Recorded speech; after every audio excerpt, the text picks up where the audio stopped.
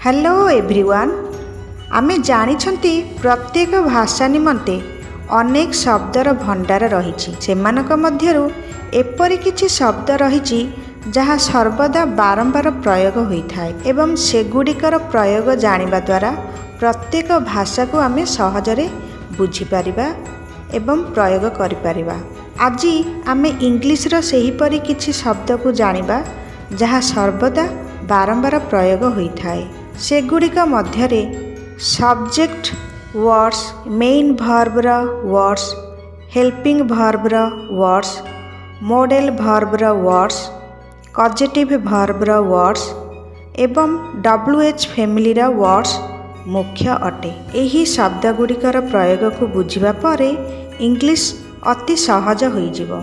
तेबे सब्जेक्ट बा कर्ता को आमे प्रथमरु बुझिचंती जे एगुड़िका पृथ्वीर समस्त सजीव एवं निर्जीव वस्तुर नाम सहित I, you, we, they, these, those, he, she, it, this एवं दैट भावे प्रयोग होइथाय।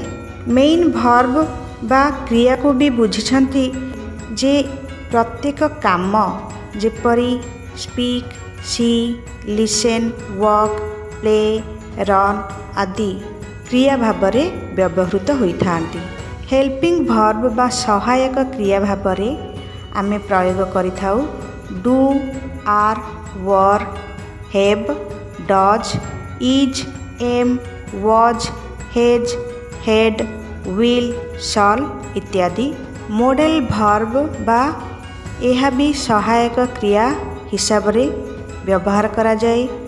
Can, may, must, need, dare, could, might, would एवं शुड भाबरे। कॉजेटिव भर्ब बा प्रेरणार्थक बा प्रेरणामूलक क्रिया भाबरे व्यवहार करा जाय थाए। हैव, गेट, मेक, लेट एवं हेल्प आदि को। WH वर्ड्स एगुड़िक प्रश्नवाचक शब्द भाव में व्यवहार करा जाए जेपरी what, who, when, where, why, whose, whom, which, how इत्यादि। यही सब शब्द गुड़िकर प्रयोग को आमे आगामी वीडियो गुड़िकरे गोटिए गोटिए करी भल भाव में बुझिबा। तेणु चैनल को लाइक, शेयर एंड सब्सक्राइब कर दियंतु। धन्यवाद।